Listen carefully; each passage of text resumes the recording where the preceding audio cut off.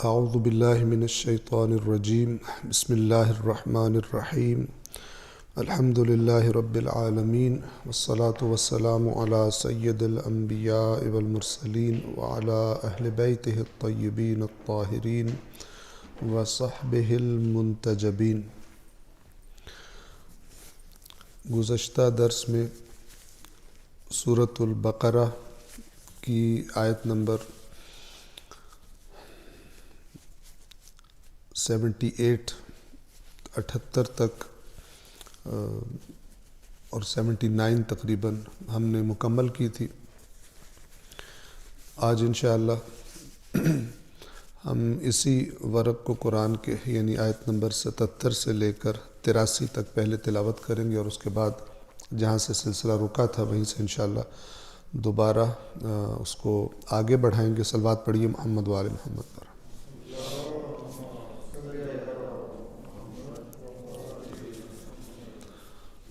اعوذ باللہ من الشیطان الرجیم بسم اللہ الرحمن الرحیم۔ اولا يعلمون ان اللہ يعلم ما يسرون وما يعلنون ومنهم أميون لا يعلمون الكتاب إلا أماني وإن هم إلا يظنون فويل للذين يكتبون الكتاب بأيديهم ثم يقولون هذا من عند الله ليشتروا به ثمنا قليلا فويل لهم مما كتبت أيديهم وويل لهم مما يكسبون وقالوا لن تمسنا النار إلا أياما معدودة قل أتخذتم عند الله عهدا فلن يخلف الله عهده أم تقولون على الله ما لا تعلمون بلى من كسب سيئة وأحاطت به خطيئته فأولئك أصحاب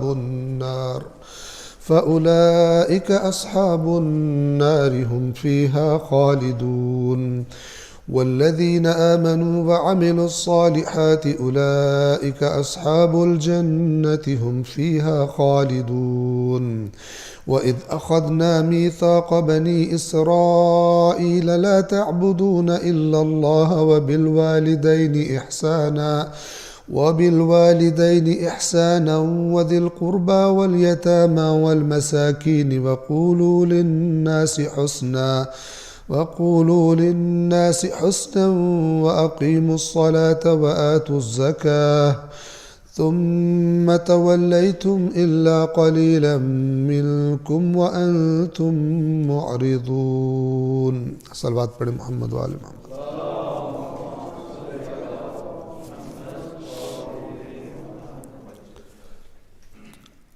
ہم آج انشاءاللہ آغاز تو آیت نمبر 80 سے کرنا چاہیں گے، لیکن بحث کو ذہنوں میں تازہ کرنے کے لیے ہم سورۃ البقرہ کی آیت نمبر 75 سے 75 سے انشاءاللہ تعالی دوبارہ ایک دفعہ تکرار کریں گے۔ ایک مرتبہ پھر صلوات پڑھیں محمد وآل محمد۔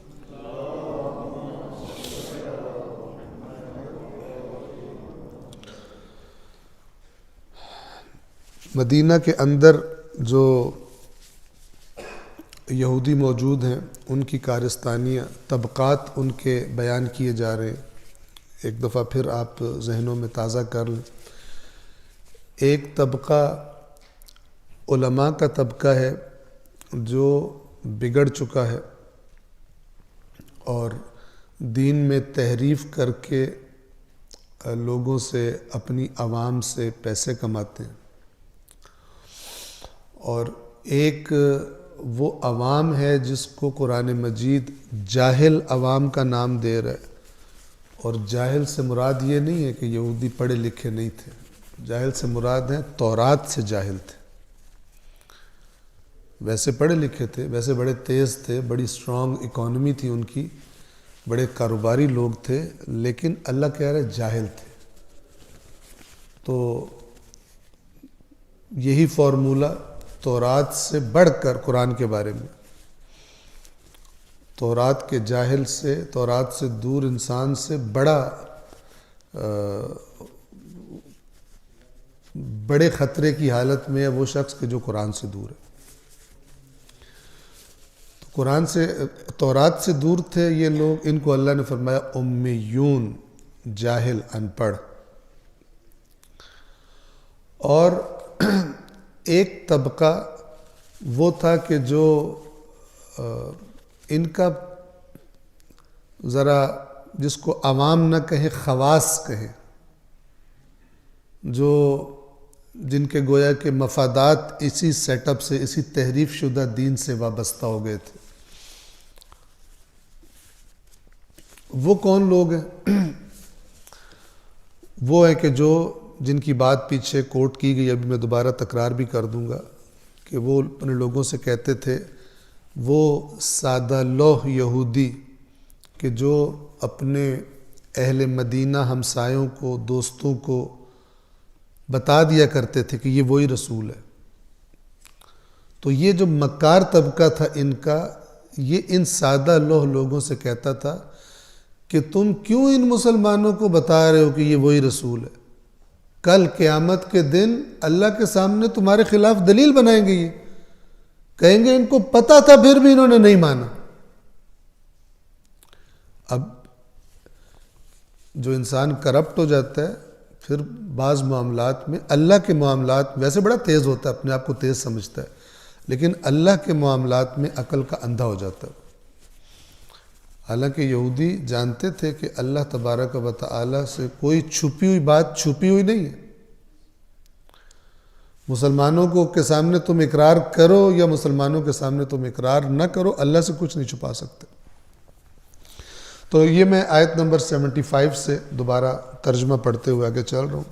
کیا تم اس بات کی توقع رکھتے ہو، مدینہ کے مسلمانوں سے، مومنوں سے کہا جا رہا ہے جو رسول اللہ پر ایمان لا چکے ہیں، اور جیسے میں نے عرض کیا تھا کہ ان کو توقع تھی کہ یہ لوگ جو ہم سے پہلے رسول آ رہا ہے کہ رٹ لگائے بیٹھے تھے، ہم انتظار میں، ہمارا رسول آ رہا ہے، آخری رسول آ رہا ہے، یہ تو فوراً ایمان لائیں گے، یہ کیوں نہیں ایمان لا رہے؟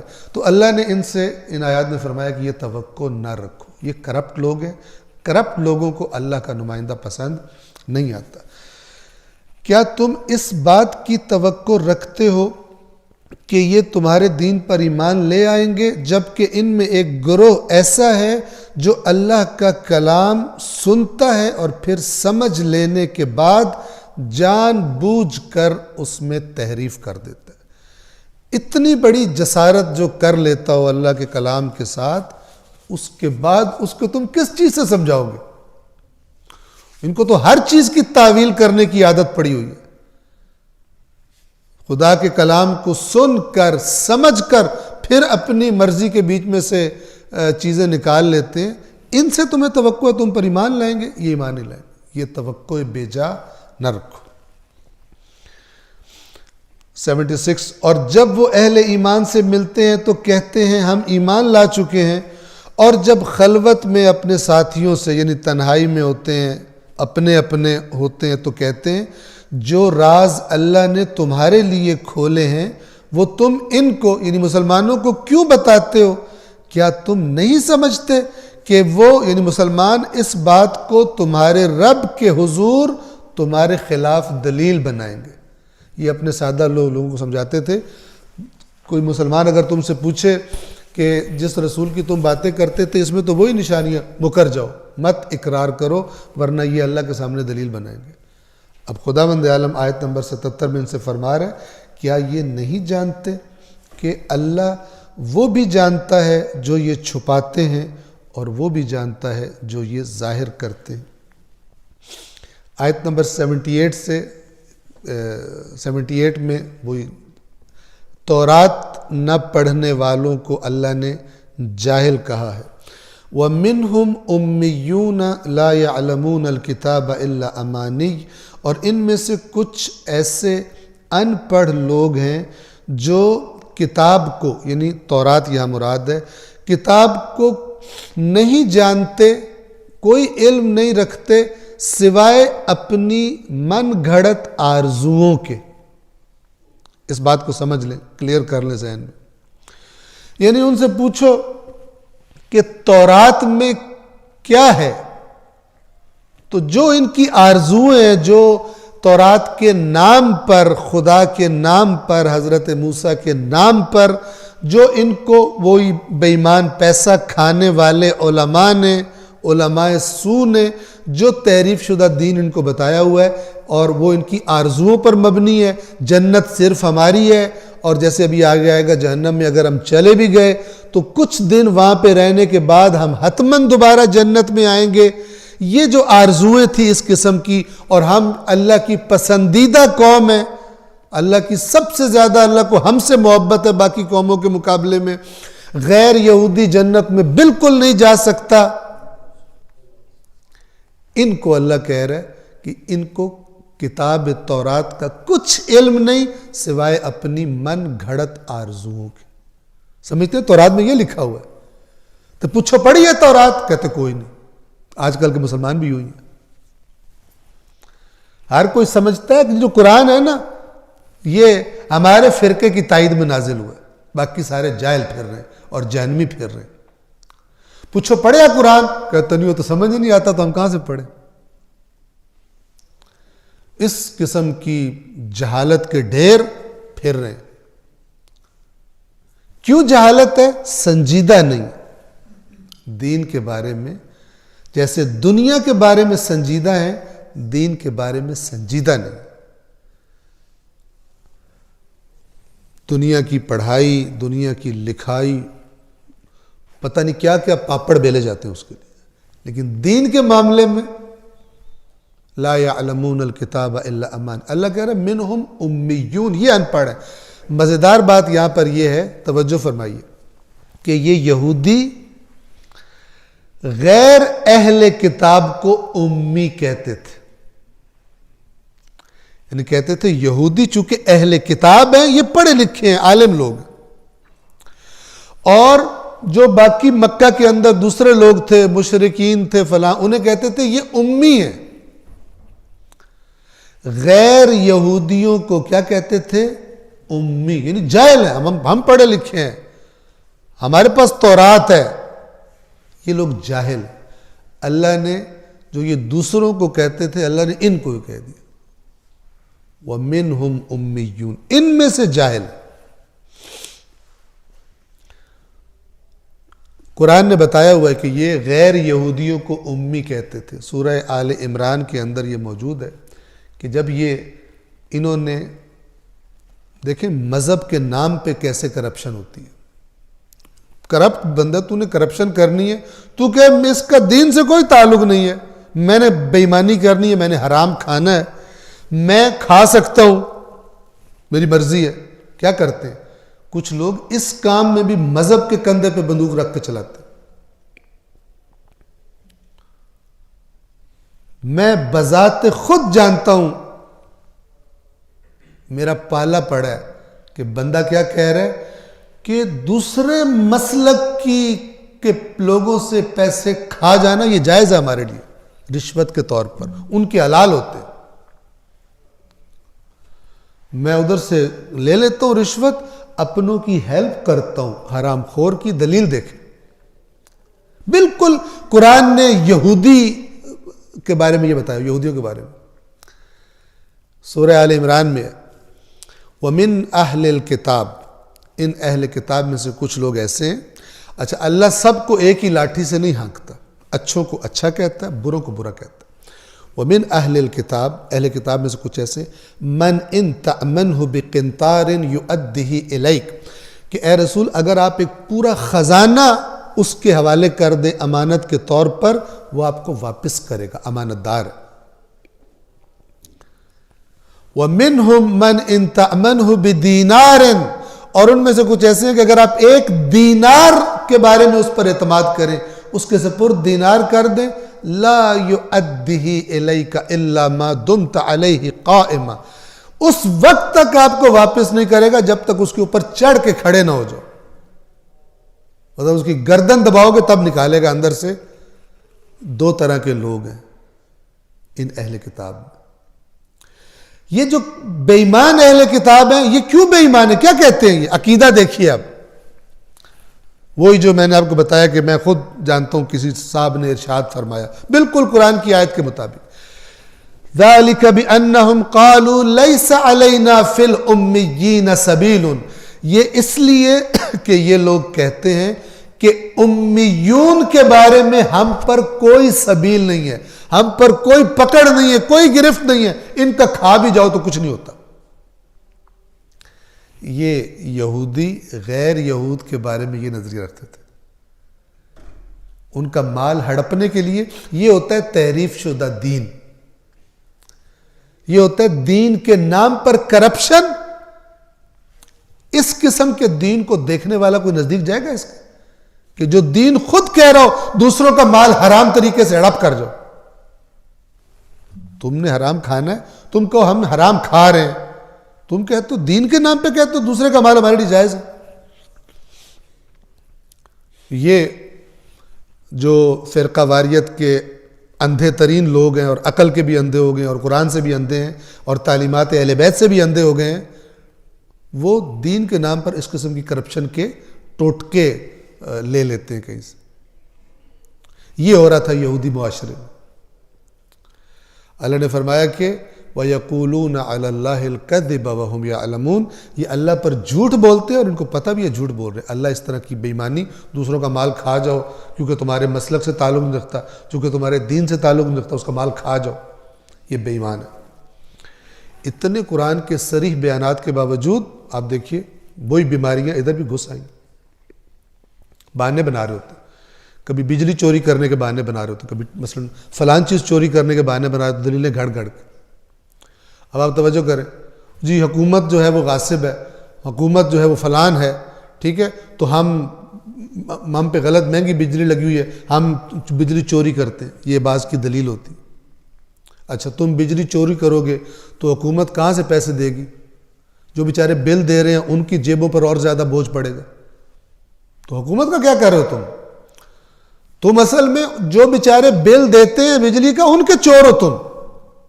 اگر تمہارے بقول حکومت چور ہے تو تم بھی چور ہو، اور تمہارے جیسے چوروں کی وجہ سے یہ سارا سسٹم خراب ہوا پڑا۔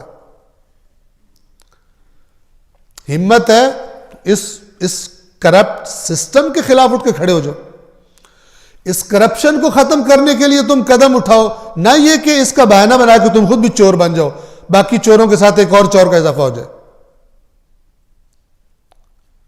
اور اس کے لیے شرعی دلیل ڈھونڈ رہے ہوتے ہیں، شریعت میں ہمیں بتا دیا جائے، کیونکہ کہیں ہماری جنت ہی نہ خراب ہو جائے گی بجلی چوری کرنے کی وجہ سے اور فلان چوری کرنے کی وجہ سے۔ لہذا چور پہ چور پیدا ہو رہا ہے، چور پہ چور پیدا ہو رہا ہے، کہتے گزارا ہی نہیں ہوتا اس کے بغیر۔ کیوں ہوتا ہے؟ جب اصل دین کی طرف توجہ نہ ہو، اور جو بکاؤ دین ہے، جو پیسوں پہ بکتا ہے، پیسوں پہ جنت بکتی ہے اور آرزوؤں پہ جنت بکتی ہے، وہ دین جب بک رہا ہو پھر ایسا ہی ہوتا ہے۔ اور مسلمانوں کو آپ دیکھ لیں، جن کو ایمانداری کی علامت ہونا چاہیے تھا، انسانیت کی دنیا میں علامت ہونا چاہیے تھا، وہ کس چیز کی علامت بنے ہوئے؟ جن کو علم کی، تعلیم کی، تربیت کی علامت حرف اول جن کا ہونا چاہیے تھا دنیا میں، ان کا حرف پتہ نہیں کون سا، کتنے پیچھے چلے گئے۔ کیوں؟ اصل دین ہی نہیں ہے جس کی یہ تاثیر ہے کہ وہ انسانوں کو اٹھان دیتا ہے اور آگے لے کے جاتا ہے۔ یہ تو اپنے اپنے مطلب کے لیے دین کے اندر بھی شارٹ کٹس نکال کے اپنے ہدف تک پہنچنے کے لیے کوشش کر رہے ہوتے ہیں۔ ان میں سے کچھ ان پڑھ لوگ ایسے ہیں جو تورات کو، کتاب کو نہیں جانتے سوائے جھوٹی آرزوؤں کے، اور وہ تو بس اپنے خیال خام میں رہتے ہیں۔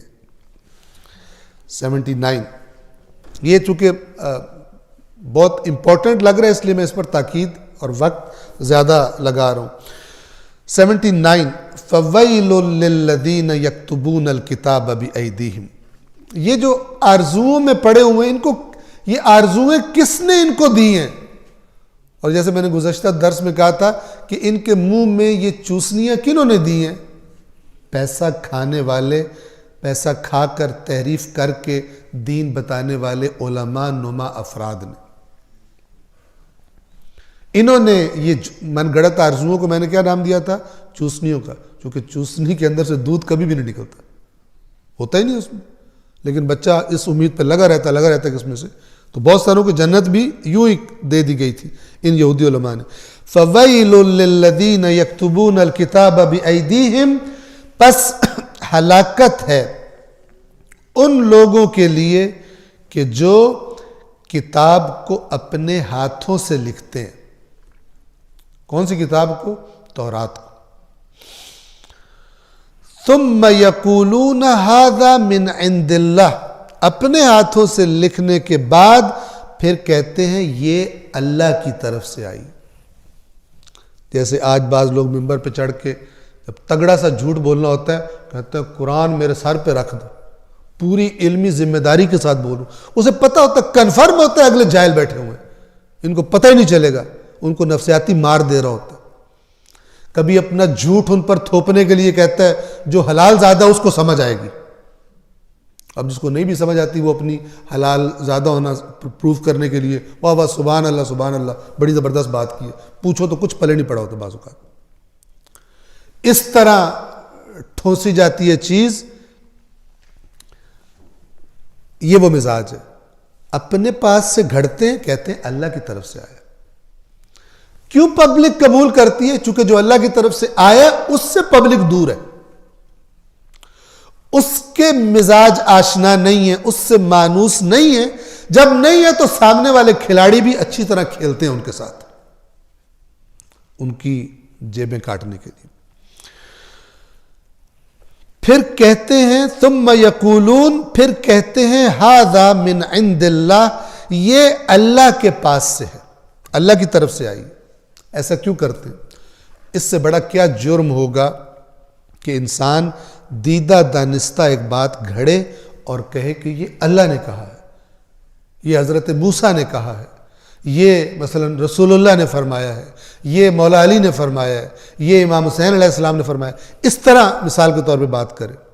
اتنی جرت کیا چیز اس حد تک انسان کو خراب کرتی ہے؟ فرمایا لِيَشْتَرُوا بِهِ ثَمَنًا قَلِيلًا، تاکہ اس کام کے بدلے میں ثمنًا قلیلا لے سکے. ثمن کہتے ہیں کسی چیز کی قیمت کو. عرب جب مثلا کوئی چیز خریدتے ہیں تو جو قیمت پے کرتے ہیں اس کو ثمن کہا جاتا ہے. پیمنٹ جو کرتے ہیں تاکہ پیمنٹ لے سکے. گویا کہ دین ایک پروڈکٹ ہے جس کو یہ بیچتے ہیں. اور اس کے ساتھ قرآن نے جوڑ دیے کہ جو اصل دین ہے وہ بیچنے کی چیز ہے ہی نہیں.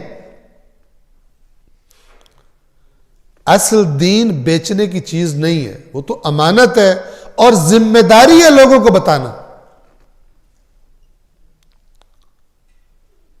ذمہ داری ہے لوگوں کو بتانا. دیکھیں پولیس کا محکمہ ہے مثال کے طور پر، فوج کا محکمہ ہے مثال کے طور پر، ان کا کام ہے اپنی اپنی جگہ پر حفاظت کرنا. اب پولیس والا آئے اپنی ڈیوٹی دینے کے لیے اور حفاظت کرنے کے پبلک سے پیسے مانگے تو پھر محکمہ بدنام ہوتا ہے. اس کہتے ہیں یار یہ بے ایمان ہے، اس سے بہتر تھا ہم خود بندوقیں لے کے ڈنڈے لے کے کھڑے ہو جاتے. انہوں نے تو لوٹ لیا ہمیں. 4 دن ہماری حفاظت کے لیے آئے ہیں، سارے مرغے جو ہمارے گھر میں تھے ختم کر دی کھا کھا کے. انہوں نے مرغے کے بغیر کھانا نہیں کھاتے مثال کے طور پر.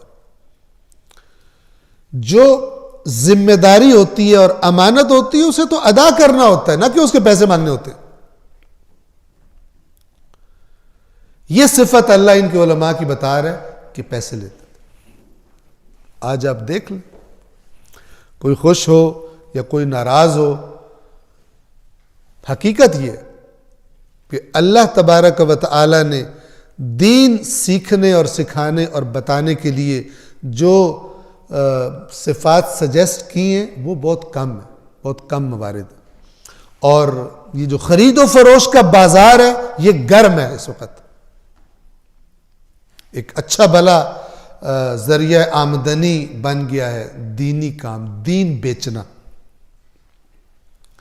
جب تک خدا کی بات نہیں مانیں گے اسی طرح جنت کی چوسنیاں منہ میں لے کر اور اینڈ پر خراب ہوں گے.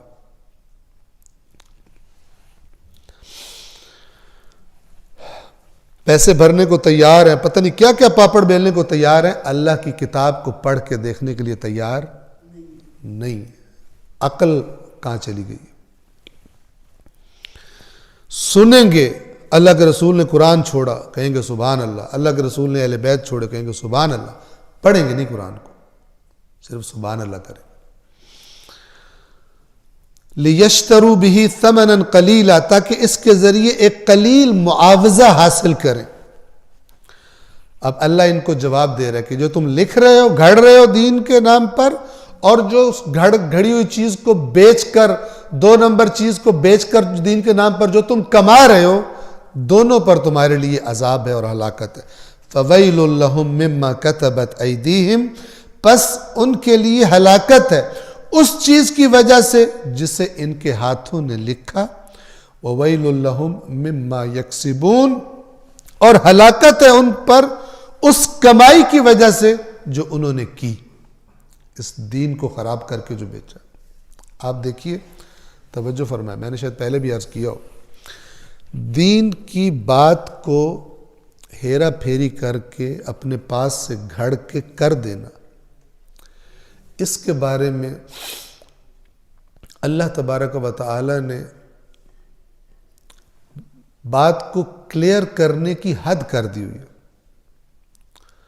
سورۃ الحاقہ میں اللہ تبارک و تعالی نے جب کفار رسول پاک پر الزام لگاتے تھے کہ یہ اپنے پاس سے گھڑتا ہے، کوئی وحی نہیں آتی، کوئی فرشتہ نہیں آتا، نعوذ باللہ اللہ کے رسول پر تہمت لگاتے تھے، تو اللہ نے فرمایا کہ نہیں، ایک فرشتہ لے کر آتا ہے، فلاں ہے، یہ کسی شاعر کا قول نہیں ہے، یہ قرآن کسی کاہن کا قول نہیں ہے. یہ سارا کہنے کے بعد پھر دوسرے اینگل سے اللہ تعالیٰ نے فرمایا کہ اگر یہ رسول جو تم کہہ رہے ہو کہ یہ اللہ پر اپنے پاس سے گھڑ کر بات کر دیتے ہیں، اگر یہ رسول کچھ باتیں اپنے پاس سے گھڑتا ہمارے بارے میں، ہم اس کا دایاں ہاتھ پکڑ لیتے، اس کو گرفت میں لے لیتے اور اس کی شاہ رگ کو، اس کی گردن کو کاٹ دیتے، اور تم میں سے کوئی بھی اس کو ہم سے بچا نہ سکتا اگر یہ دین کے بارے میں، اللہ کے بارے میں اپنے پاس سے گھڑ کے بات کرتا. یہ رسول اللہ کے نبی پاک ہیں اس سے کہ وہ ایسا کام کریں گے، لیکن خدا نے یہ بتا کر قرآن میں کلیئر کر دیا کہ کوئی دوسرا تو سوچے ہی نہ کہ یہ کر کے میں بچ جاؤں گا. کہ جب اللہ کے نبی کے بارے میں قرآن یہ بات کر رہا ہے کہ جو اس کام سے پاک ہے انہوں نے نہیں کرنا،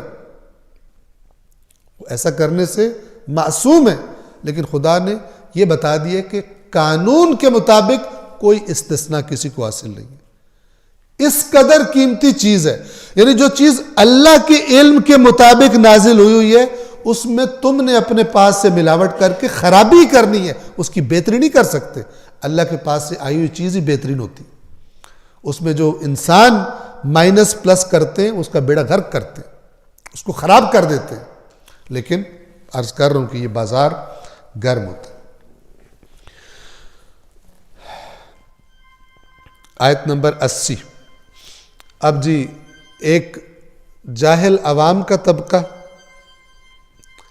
دوسرا صلوات پڑھیے محمد و آل محمد.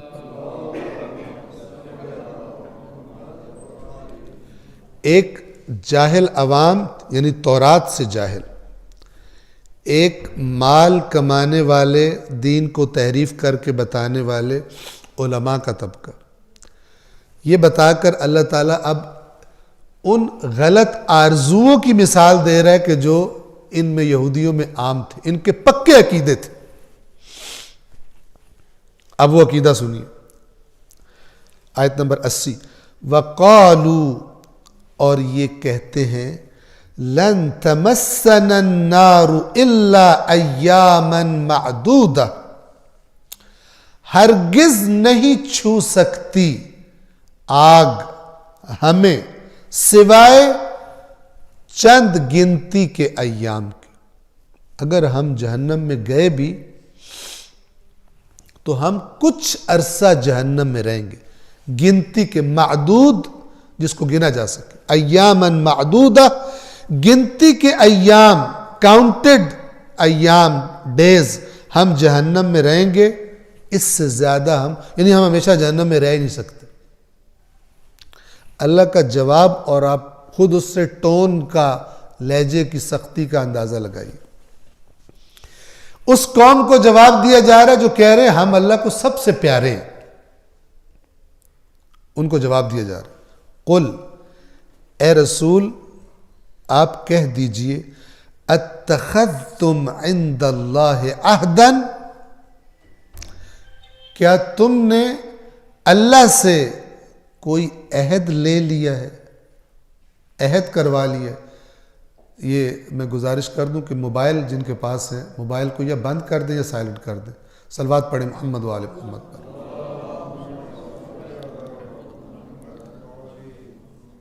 قل، اے رسول کہہ دیجئے، اتخذتم، کیا تم نے لے لیا ہے، عند اللہ، اللہ کے پاس سے، عہداً، کوئی عہد لے لیا ہے؟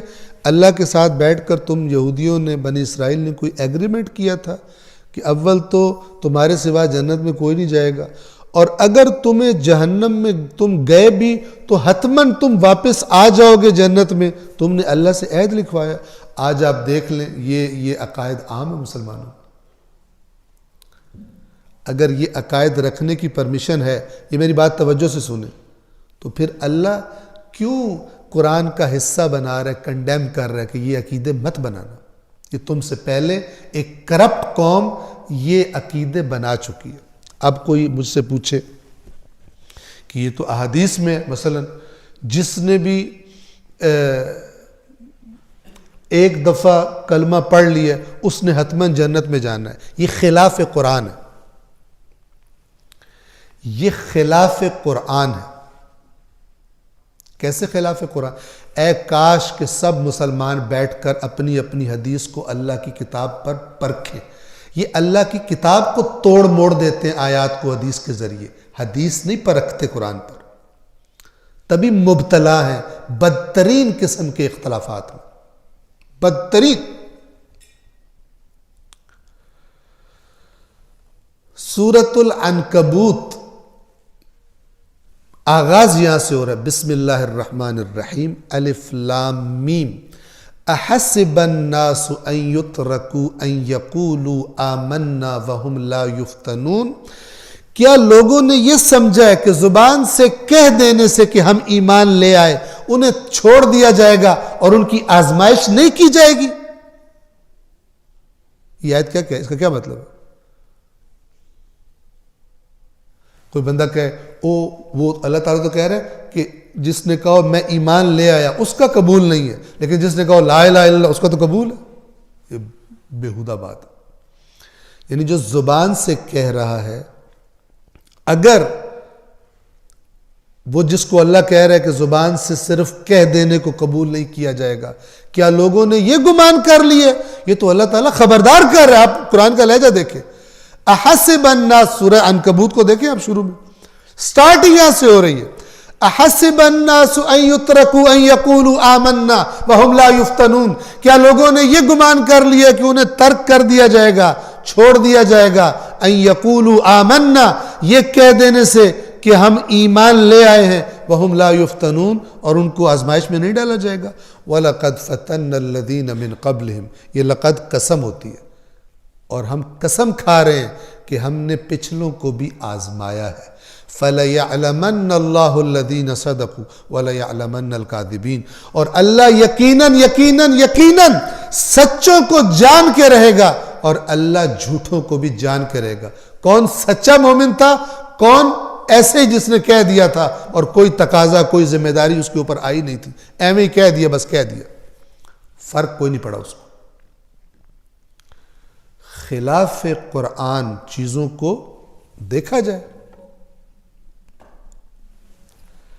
لیکن ایسا نہیں ہوتا۔ تو یہ جو قرآن کہہ رہے، یہ کہہ رہے کہ مت یہ عقیدہ رکھو۔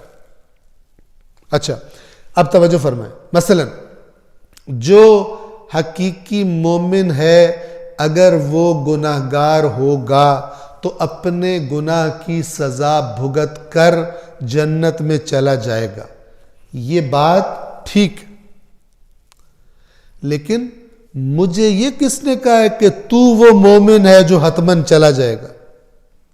یہ غلط ہے، یہ باطل ہے۔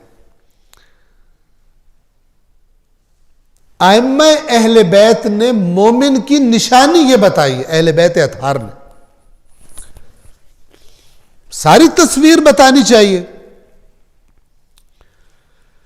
یہ ایک حقیقت ہے کہ مثلا بعض افراد ایسے ہوں گے کہ جو اپنی سزا بھگت کر، البتہ وہ بھی یاد رکھنا چاہیے کہ یہاں پہ تو ایک دن گرمی زیادہ پڑ رہی ہو تو بندے سے برداشت نہیں ہوتا، مثلا 50,000 سال کا ایک دن ہوگا اور چند سال کی بھی سنا دی گئی تو تسلی ہو جائے گی۔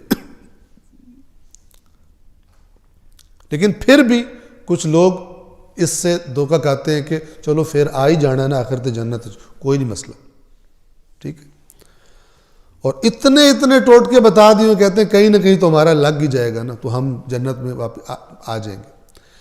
یہ بات توجہ کیجئے، میں کیا کہنا چاہ رہا ہوں، یہ بات برحق ہے کہ کچھ لوگ جہنم سے جنت میں آئیں گے، لیکن یہ کس نے بتایا ہے کہ تو وہ شخص ہے جو واپس آ جائے گا حتمن؟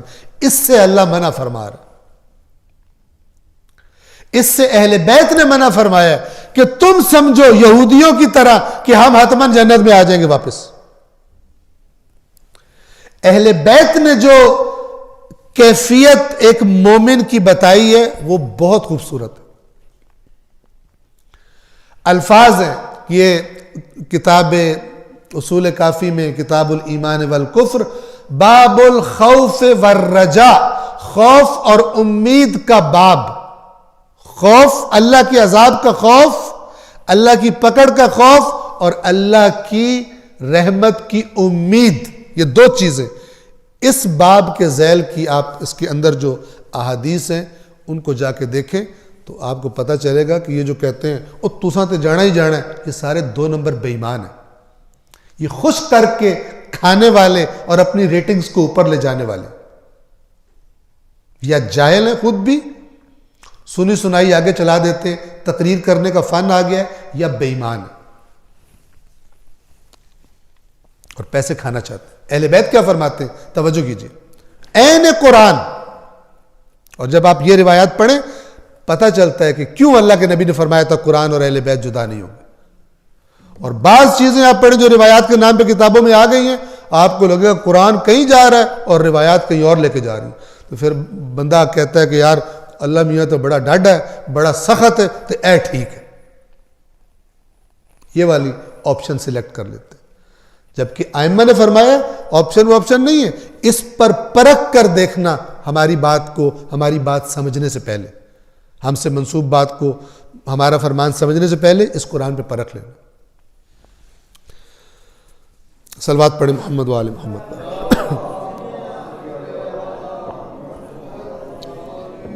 باب الخوف والرجاء میں اس طرح کی روایات ہے، ائمہ فرماتے ہیں ما من مؤمن، کوئی مومن ایسا نہیں ہے، الا وفی قلبہ نوران، مگر یہ کہ اس کے مومن میں 2 نور، اس کے دل میں، اس کے قلب میں 2 نور ہوتے ہیں۔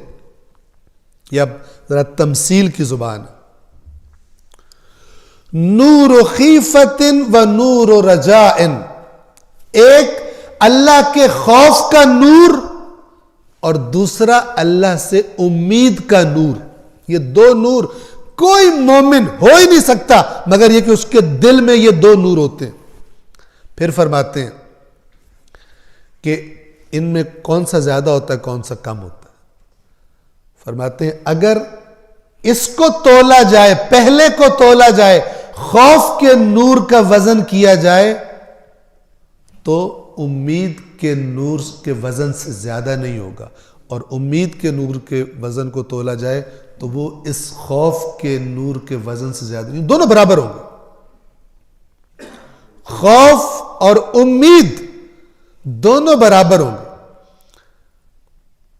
جو تحریف کر کے دین بتاتا ہے وہ امید والے پہلو کو بہت زیادہ کر دیتا ہے۔ اس کا منفی اثر کیا ہوتا ہے؟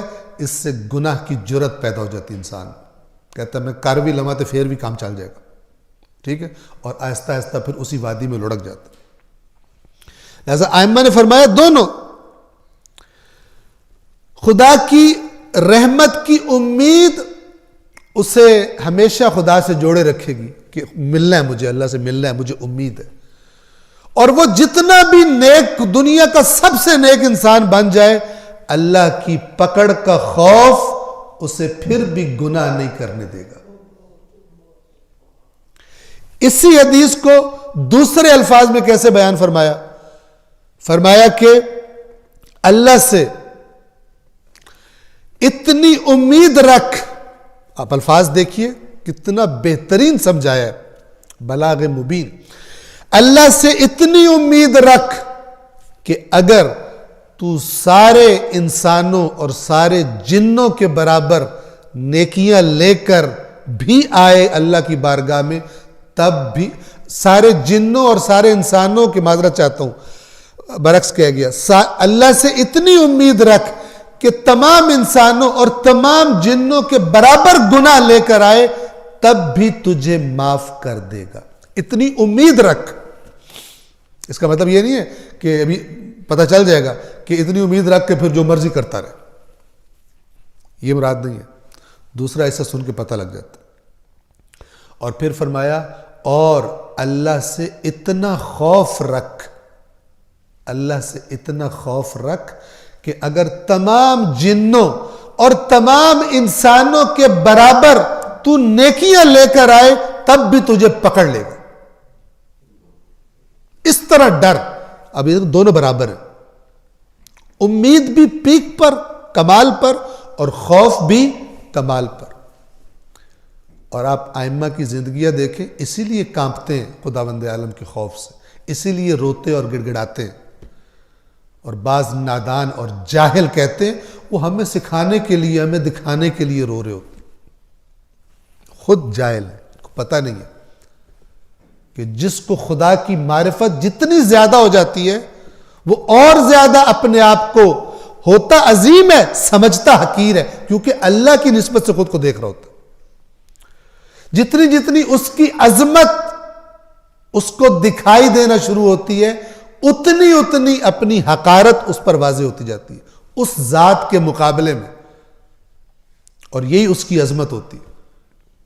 اس پر ائمہ کے کئی فرامین، لیکن پہلے سے پبلک کو اتنے چیزیں دے دی ہیں کہ اب بعد میں جب ایسی بات کرو، دعائے کمیل کرتے ہو، یہ مولا علی اتنے کمزور تو مولا علی ہو نہیں سکتے، ایسے گڑ گڑا کے اللہ سے دعائیں مانگ رہے اے مولا تے، کیونکہ اس کے ذہن میں ڈالا گیا اس مولا نے تو قیامت کے فرشتوں کو بھی کہنا ہوا چھڑ دو انہوں تو فلان کر دو، اس طرح کرنا ہے. تو یہ مولا جو خود اللہ کے سامنے گڑ گڑا کے دعائیں مانگ رہے ہیں، انہیں ہمارا کیا کرنا پھر؟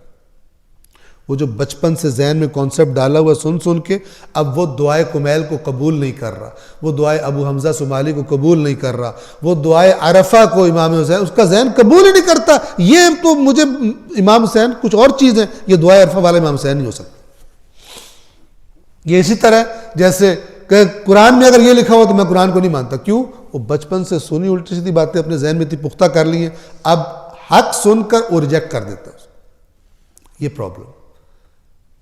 لہذا ائمہ نے جو طریقہ بتایا وہ قرآن مجید، جس نے اپنا دین اللہ کی کتاب سے لیا اور اللہ کے رسول کی سنت سے لیا، پہاڑ ہل جائیں گے اپنی جگہ سے نہیں ہلے گا. اور جس نے اپنا دین لوگوں سے سنا کے لیا، لوگ اسے دین سے نکال بھی دیں گے. یہ مقدمہ اصول کافی کے اندر دین کیسے سمجھنا ہے، کون سا دین ویلڈ ہے، کیا چیز سیکھی دین کے نام پر ویلڈ ہے اور کیا چیز انویلڈ ہے، ائمہ نے بتایا ہوا. لیکن سنجیدگی بہت کم دکھائی دیتی. بس اب دوبارہ اس آیت کو سنیے، آیت نمبر 80 پڑھ رہا تھا میں.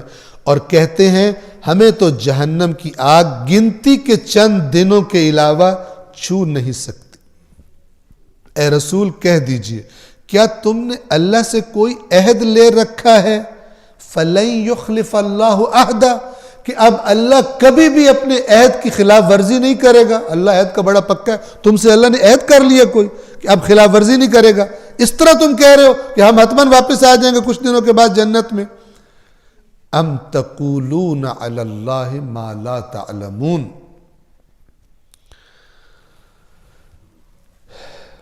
یا تم اللہ پر وہ تہمت باندھ رہے ہو جس کا تمہیں علم بھی نہیں. ان سے پوچھے یہ جو تم بات کر رہے ہو یہ کہاں لکھی ہے؟ کہ قبلہ صاحب نے دسی سانو بچپن تو ہم نے سب تقریروں میں سنا ہے، ہم نے شعر و شاعری میں یہی سنا ہے کہ ہم نے کنفرم جنت میں جانا. یہ یہودیوں کی حالت ہے. اللہ کہہ رہا ہے اے رسول ان سے پوچھئے کہ اللہ سے کوئی تم نے عہد کروایا کہ وہ خلاف ورزی نہیں کرے گا، یا تم اللہ پر وہ بہتان لگا رہے ہو جس کا تمہیں پتہ بھی نہیں ہے؟ تمہیں تو اور لوگوں نے بتایا جو پیسے کھاتے ہیں تم سے، تمہیں تو انہوں نے بتایا اور تم نے اس کو اپنا عقیدہ بنا لیا. صلوات پڑھیں محمد و آل محمد. آیت نمبر 81 میں اللہ تبارک و تعالی اپنا کرائٹیریا اور اپنا معیار بتا رہے کون جنت میں جائے گا اور کون جہنم میں جائے گا اور ہمیشہ رہے گا بھی اس میں. تم کہہ رہے ہو کچھ دنوں کے بعد آ جاؤ گے. بلا، یہ جو لفظ ہے بلا، اس کا معنی یہ ہوتا ہے کہ جو پیچھے بات گزر چکی ہے وہ غلط ہے اور جو اس کے بعد بات کی جا رہی ہے وہ صحیح بات. بلا تم غلط بدگمانی، اپنے جو تم گمان بنائے پھر رہے ہو غلط گمان ہے تمہارے. من کسب سیئۃ، جس نے بھی برائی کی، کسب کسب کرنا یعنی کمائی کرنا، برائی کمائی جس نے، وَأَحَاطَتْ بِهِ خَطِيئَتُهُ، اور پھر اس کی خرابیوں نے ہی اس کو گھیر لیا، مست گناہوں میں عادی مجرم بن گیا. فَأُولَئِكَ أَصْحَابُ النَّارِ، تو یہی لوگ جہنمی بھی ہیں، ہم فیہا خالدون، تم کہتے ہو کچھ عرصے کے بعد آ جاؤ گے، ہمیشہ ہمیشہ اس میں رہیں گے. یہ اللہ تعالیٰ نے جواب دیا ان کو، کیونکہ یہ نظریہ بندے کو ٹریک سے اتارنے کے جراثیم ڈال دیتا ہے بندے میں. آ تو جانا ہے نا جنت میں، چلو کوئی نہیں یہاں بھی کر لو وہاں بھی پھر ہو جائے گا. یہ بات اپنی جگہ پہ یاد رکھیے، بات حق ہے، ایسا ہوگا کچھ لوگ، لیکن مجھے آپ کو یہ حق نہیں دیا گیا کہ میں کہوں کہ میں وہی ہوں جس نے حتماً جانا ہے جنت میں. یہ آپ کو ٹریک سے اتار دے گا جیسے امت بھی ٹریک سے اتری پڑی ہے. ذمہ دار لوگ، دین کی کوئی ذمہ داری قبول کرنے والے، دین سے زندگی کا رخ لینے والے وہ کم ہیں.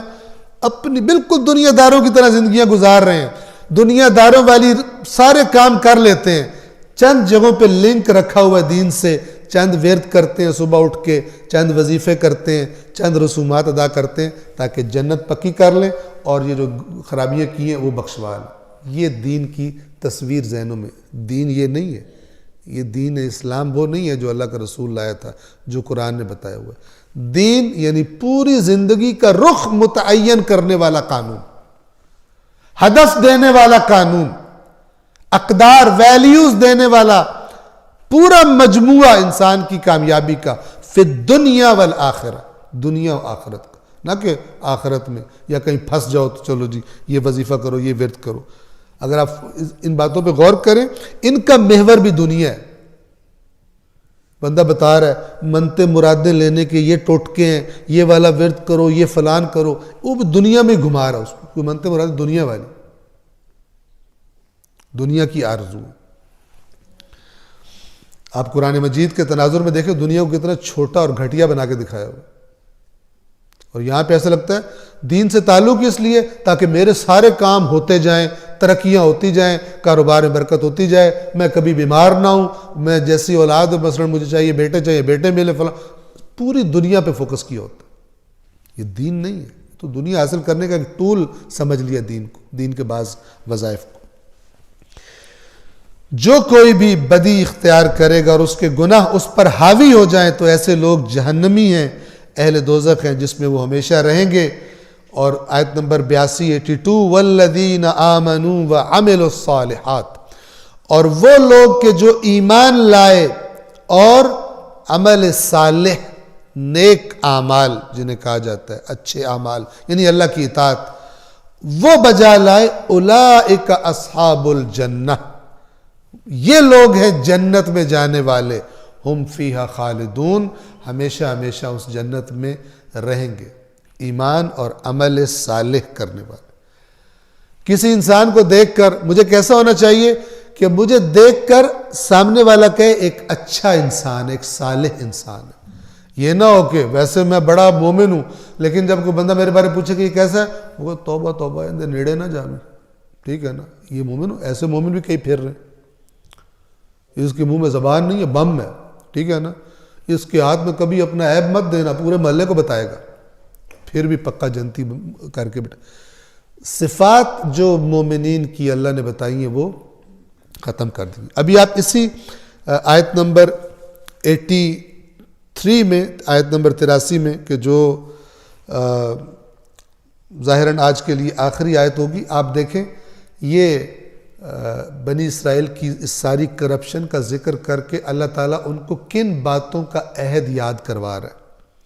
یعنی جب یہ کرپٹ ہو چکے تھے تو ان باتوں کو بھول چکے تھے. یہ اللہ کے دین میں بہت زیادہ اہمیت رکھنے والی باتیں ہیں جو اگلی آیت میں آ رہی ہے، آیت نمبر 83 میں، کہ تم یہ تو کر رہے نہیں ہو، جنت میں تم پکا تم جا رہے ہو. من گھڑت آرزویں تم نے اپنی عقیدے بنا لی ہیں، تھی آرزویں ہیں تمہارے، بن چکے تمہارے عقیدے ہیں، کیونکہ تم جہاں سے دین لینا چاہیے وہاں سے نہیں لیتے، اور جہاں سے نہیں لینا چاہیے وہاں سے تم دین کو لیتے. سورۃ البقرہ آیت نمبر 83. وَإِذْ أَخَذْنَا مِيثَاقَ بَنِي إِسْرَائِيلَ، اور جب ہم نے بنی اسرائیل سے عہد لیا. میثاق وثوق سے ہے، اور وثوق یعنی بہت پکا کام، اعتماد والا کام. میثاق پکے عہد کو کہتے. وَإِذْ، اور جب، اخذنا ہم نے لیا، میثاق بنی اسرائیل، بنی اسرائیل سے پکا عہد لیا ہم نے. کیا عہد تھا؟ پہلی بات، لا تعبدون الا اللہ، اللہ کے سوا کسی کی عبادت نہیں کرو گے، کسی کو معبود نہیں بناؤ گے. اللہ کے سوا کسی کو معبود نہیں بناؤ گے. اب میرے ذہن میں آ جاتا ہے اور ضروری بھی سمجھتا ہوں، لہذا ریپیٹ بھی کر دیتا ہوں. آپ توجہ کیجئے کہ اسی ہماری سرزمین میں ایک بہت زیادہ مہنگا خطیب ایک بہت بڑے مجمع کے سامنے آ کر انہیں بے وقوف بناتا ہے، ان کی عقلوں پر ہنستا ہے، ان کی جہالت کا مذاق بناتا ہے، اور ان سے داد وصول کرتا ہے اور پیسے بھی وصول کرتا ہے. کہتا کیا ہے کہ میرا مولا منبر کوفہ پر فرما رہا ہے، میں عابد بھی ہوں، میں معبود بھی ہوں. سامنے والے سمجھ رہے ہیں مولا علی کی تعریف ہو رہی، فضائل پڑھے جا رہے، شعور سے خالی، عقل سے، دینی عقل سے، دینی شعور سے ہاتھ دھو کر بیٹھے ہوئے.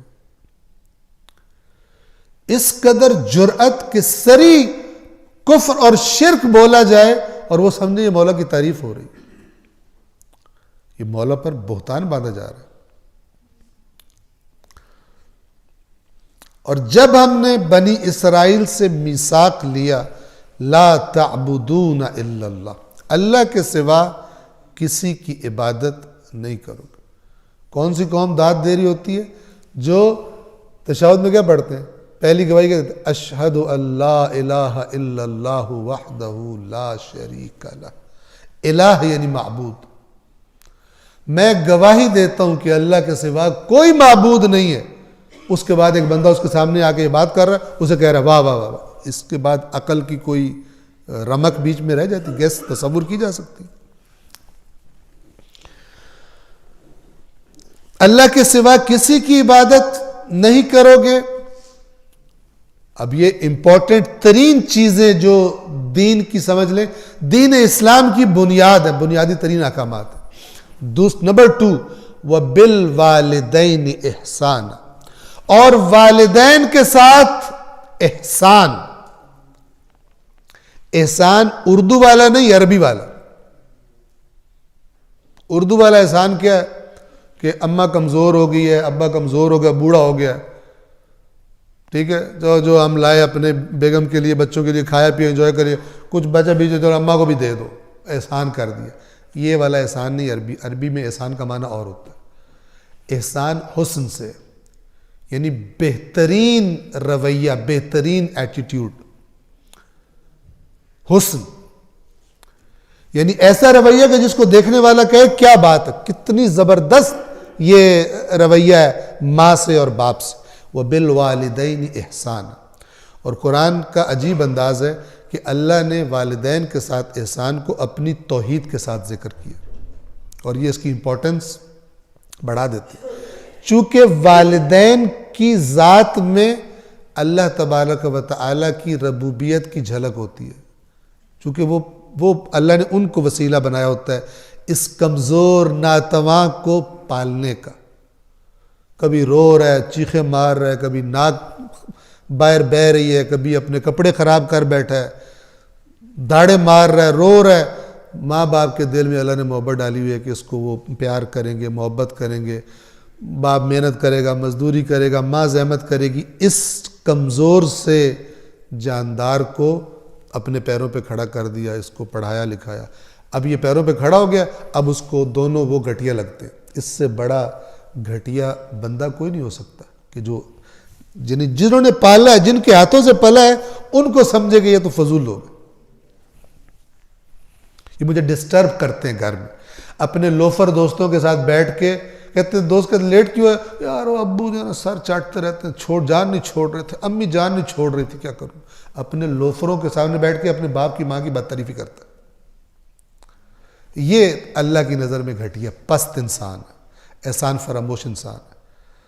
خدا بند عالم فرما رہا ہے کہ جب ہم نے بنی اسرائیل سے میثاق لیا، لا تعبدون الا اللہ، اللہ کے سوا کسی کی عبادت نہیں کرو گے.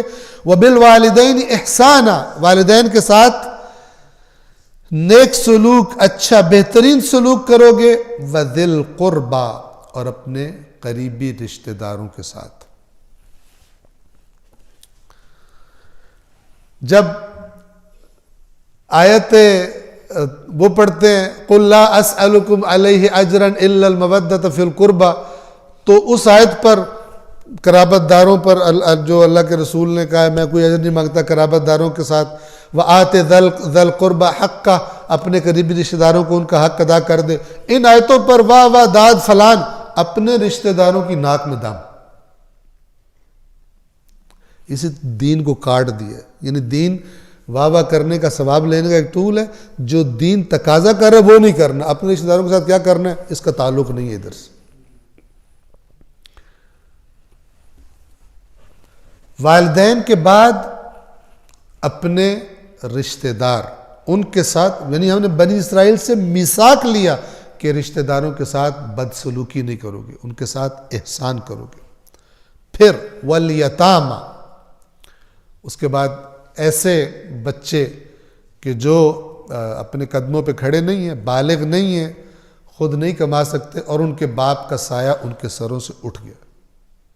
آپ مولا کائنات علیہ السلام کی وصیت میں وقت شہادت سے پہلے جو وصیت ہے ماہ رمضان میں آپ سب سنتے ہیں، پڑھتے بھی ہیں، تو اس میں ایک بہت ساری چیزوں کے نام لیے، اس میں سے ایک یتیموں کا نام لیا. ایسا نہ ہو کہ تمہارے ہوتے ہوئے ان کے منہ خالی رہ جائیں، ان کو کھانے کا نہ ملے. اور وہاں جو مولا کی تعبیر ہے وہ بہت یعنی اس کا یہ ترجمہ نہیں بنتا کہ ان کے منہ خالی نہ رہ جائے، بلکہ اس کا مطلب یہ ہے کہ ایسا نہ ہو کہ ایک دن ملے ان کو اور ایک دن نہ ملے. یعنی مسلسل ریگولر کمٹمنٹ کے ساتھ تمہیں ان کا خیال رکھنا. ایسا نہیں ایک دن بادشاہ سلامت جوش میں آئے تو کہو یتیموں کو یہ کر دو وہ کر دو، اس کے بعد سال پتہ ہی نہیں ہے وہ زندہ بھی ہے کہ مر گیا، اس کا کس نے کیا، بیمار ہے، صحت مند ہے، پڑھ رہا نہیں پڑھ رہا. ایک دن ترنگ میں آ کے ماہ رمضان میں زیادہ ثواب ملتا ہے، اس میں یتیموں کو دو، باقی سارا سال یتیم جائیں جدھر سے آئیں. یہ نہیں ہے دین. کہتے آج کے دن کروں، آج میں زیادہ ثواب ملے گا، باقی سال کرے کوئی نہیں. روایات میں ہے کہ وہ تھوڑا کام، وہ قلیل کام جو تسلسل کے ساتھ ہو، یہ اللہ کو بہت پسند ہے اس کثیر کام سے جس کے اندر تسلسل نہ ہو. آج جوش میں آیا، جوش میں آ کے اتنا زیادہ کر دی، اس کے بعد ہوش نہیں ہے کہ کوئی اس کی پرسوئنس نہیں ہے، کوئی نتیجہ اس کا نکلا، کوئی نہیں نکلا، نہیں جس دن دل کیا تھا اچانک جوش چڑھا تھا اس دن آ کر، یہ اس سے کام نہیں ہوتا۔ دنیا کے کام بھی بغیر کمٹمنٹ کے نہیں ہوتے۔ کاروبار، جن کے اچھے کاروبار ان کو پتہ ہے کمٹمنٹ کے بغیر کاروبار نہیں چلتے، دکانیں نہیں چلتی۔ نوکری کے ساتھ کمٹمنٹ نہ ہو، اگلے نکال دیتے ہیں، باہر فارغ کر دیتے ہیں کہ تم ہم نے نواب نہیں رکھا، ہم نے ملازم رکھا ہے، تم ایک دن آتے ہو 2 دن نہیں آتے، جاؤ چھٹی کرو، کہیں اور جاؤ جہاں پر نوابوں کو نوکریاں ملتی ہوں جیسے تم نواب ہو۔ نہیں، دین کے ساتھ خرابی کیوں ہے؟ کمٹمنٹ نہیں ہے۔ دینی اہداف جو ذمہ داری ہیں ان کے ساتھ کمٹمنٹ نہیں ہے۔ جب کمٹمنٹ نہیں ہے تو پھر یہی والیتامہ اور یتیم، والمساکین، مسکین، مسکین کا لفظ سکون سے ہے، سکون اردو والا نہیں، عربی والا۔ عربی میں سکون کا مطلب ہوتا ہے جس میں حرکت نہ ہو، ساکن جس میں حرکت نہیں ہے۔ مسکین جس کی زندگی بے حرکت ہو گئی ہے، یعنی اس کے پاس کوئی ایسا وسیلہ ہی نہیں ہے، کوئی سورس آف انکم ہی نہیں ہے کہ جس سے اس کی زندگی میں حرکت پیدا ہو، بیٹھ گیا وہ، اس کے پاس کچھ بھی نہیں۔ ہم نے بنی اسرائیل سے میثاق لیا تھا کہ مسکینوں کا خیال رکھو گے، یہ نہیں کہ خود تم کھا رہے ہو اور تمہیں پرواہ نہ ہو کہ معاشرے کے اندر مسکین موجود ہیں اور سمجھ رہے ہو کہ یہ جو اللہ یاد کرا ہے، اس کا مطلب بنی اسرائیل ان کاموں کو ترک کر چکے تھے اور جنت پھر بھی اپنی کنفرم سمجھتے تھے۔ اصل دین ختم ہو گیا تھا، آرزوؤں کے نام پہ عقیدے بنے ہوئے تھے۔ والمساکین، اور مسکینوں کے ساتھ احسان۔ وَقُولُوا لِلنَّاسِ حُسْنًا، اور لوگوں کے ساتھ خوبصورت بات کرو گے۔ قولوا للناس، لوگوں کے ساتھ کیسے بات کرو گے؟ حسناً، اچھی خوبصورت بات کرو گے۔ ادھر مومن بھی ہے اور ہر جملے کے ساتھ جب تک ایک گالی نہ لگائے اس کا جملہ ہی مکمل نہیں ہوتا، جب تک بدتمیزی نہ کرے اس کا جملہ ہی مکمل نہیں ہوتا۔ بعض اتنے بدتمیز ہیں، مثلا والدین کے ساتھ وہ تو تڑاک کر کے بات کر رہے ہوتے۔ اللہ تعالیٰ فرما رہے ہیں ہم نے ان سے میثاق لیا تھا، تم بولنے میں بہترین بولنے والے لوگ ہونے چاہیے، تمہارا لب و لہجہ، تمہارا بولنے کا انداز، تمہارا اخلاق بہترین ہونا چاہیے۔ یہ اللہ اس لیے نہیں بتا رہا کہ بنی اسرائیل نے یہ کام چھوڑ دیے تو بہت گندے ہو گئے، لیکن مسلمان نہ کرو تو تم چھوڑ بھی دو تو تم بڑے فیورٹ ہو کیونکہ تمہارا فلانا مسلک ہے، تمہارا فلانا یہ، تم کنفرم جنتی ہو۔ یہ سب ڈھکوسلے ہیں۔ قرآن مجید یاد اس لیے کروا رہے ہیں کہ یہ جیسے قرآن کہتا ہے نا، اے رسول ہم آپ پر وہی بھیج رہے ہیں جو ہم نے آپ سے پہلے نوح پر بھیجی تھی، جو موسیٰ پر بھیجی تھی، جو عیسیٰ پر بھیجی تھی، سب ایک بنیادی پیغام سب کا ایک۔ ان ھذہ امتکم امۃ واحدہ، بے شک یہ اے انبیاء، اے رسولو، تمہاری امت ایک امت ہے۔ اصل میں سب انبیاء کی امت ایک امت ہے، چونکہ بھیجنے والا ان کو ایک اللہ ہے، تو پھر ڈیفرنٹ کیوں؟ تو اختلاف تو لوگوں نے پیدا کر لیے اپنے اپنے مسائل کی وجہ سے، اگرچہ دین کے نام پہ کرتے ہیں، لیکن اللہ فرما رہا ہے کہ انبیاء کی امت ایک امت، اور انبیاء کا حقیقی پیروکار بھی وہی ہے کہ جو اس فکر میں ہو کہ کس طرح ایک امت بنایا جائے، نہ کہ کس طرح دوسروں کو ٹیکے لگائے جائیں، ان کو بھگایا جائے۔